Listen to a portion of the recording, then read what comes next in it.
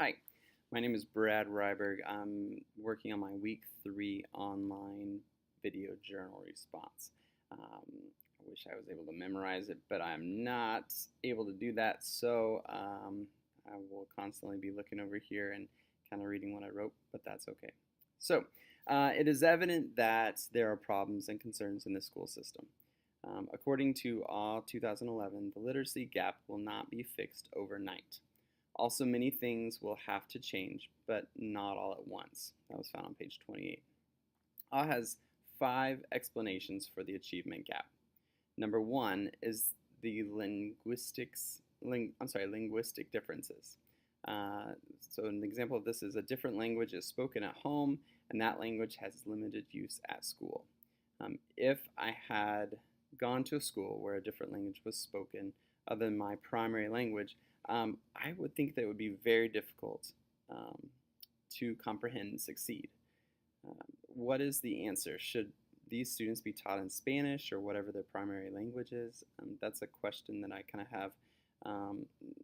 Again, it seems like for me, if I was going to be learning in a different language than what I'm used to, it would be really hard to not only to understand what was being said, but also to be reading in that language and everything else. So where this linguistic difference is, where this concept came from was from page 32 of AW. The second one is culture differences. Students are taught following mainstream standards and cultural values.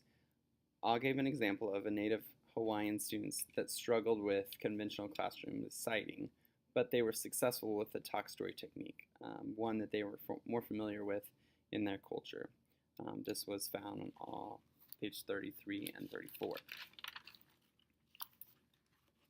The third explanation that AW had was that of discrimination, an explanation that poverty and school failure are a result of students being discriminated.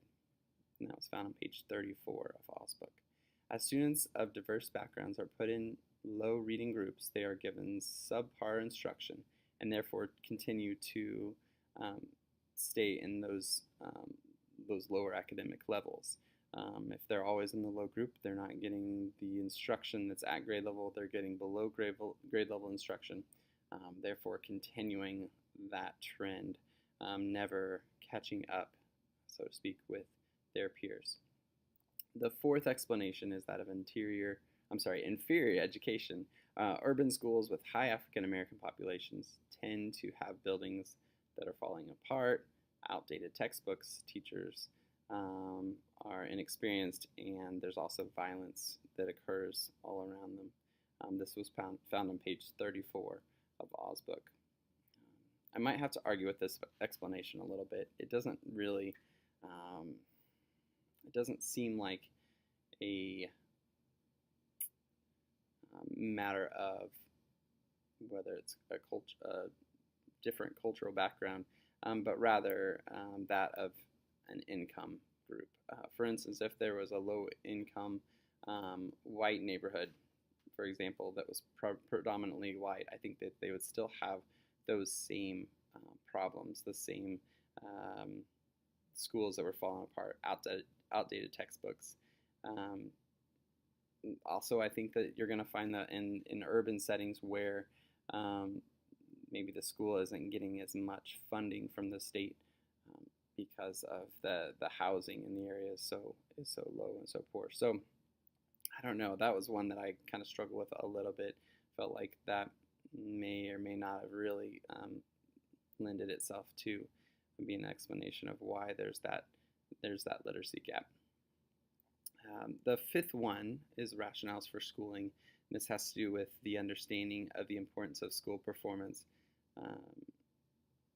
after school, like doing well in school so you can get a good job. These are often not available to match family histories of diverse backgrounds. This was found on page 34 and 35 in AW's book. And this was where they talked, she talked a little bit about just how, with,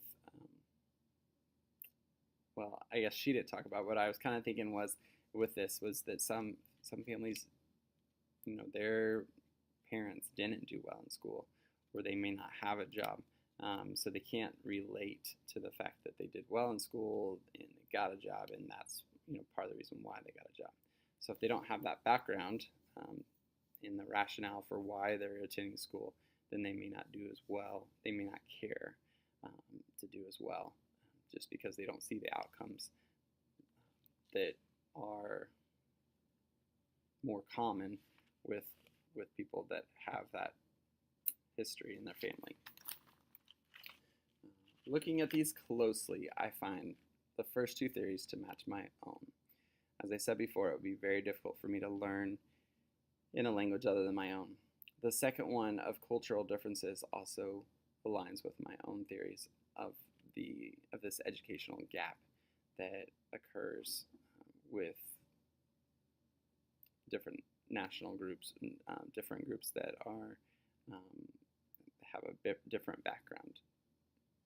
Cultures have different ways of doing things, and to put everyone in the same box and teach them from the methods of one culture is unfair to the others, and it doesn't really give them a chance to succeed. I know I have spent most of my time talking about Osbook. Tversky had some things that really spoke to me as well. In Comprehension from the Ground Up, Tversky started chapter 2 by talking about how students need to comprehend their reading. That was found on page 16. When I taught 2nd grade and 6th grade, I found that my students could read the words in front of them, but they weren't comprehending. They were able to read every word, but then when it came to, okay, so tell me about this story, they couldn't remember. And if there's not understanding, chances are the text is too difficult for the students, even if he or she can read every word perfectly. We used to use something called a DRA, and that was a way we could kind of assess where they were as a reader, and part of that DRA was comprehension. And so I would think, oh, they're this level, and then as soon as I started working on the comprehension part with them, asking them those comprehension questions, asking them to retell, that's when I noticed and I kind of figured out, okay, so they're not where I thought they were going to be. They're actually lower. So I found that that really spoke to me because I had that connection from before when I taught those grades, and I was able to understand where she was coming from there. So one of the questions was who would benefit from reading this text, and I think that parents of young children would greatly benefit from reading Tversky's book, especially parents that just see the number of words on a page and they get excited, or they get excited about how their child who's only in 1st grade is reading chapter books. And I love that Tversky's 5 child-centered principles to guide your teaching, that's found on pages 17 through 26 in Tversky's book. I just think that they are spot on. Now, as far as these things, I think that state representatives and anyone involved in developing mandated curriculum for the state should read these 5 things, especially 1 and 5. Number 1 was, it's better to do fewer things well than many things superficially.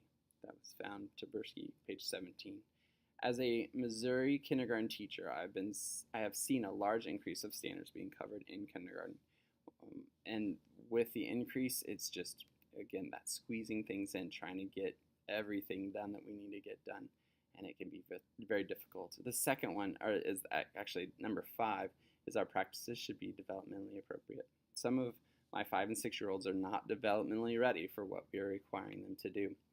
We have not dropped down the driving age because kids are not ready to drive before that. But I am teaching my kindergartners concepts like paragraph writing that I taught my 2nd graders 10 years ago. So thank you for reading this, and I hope that you found it beneficial, and sorry for all the ums.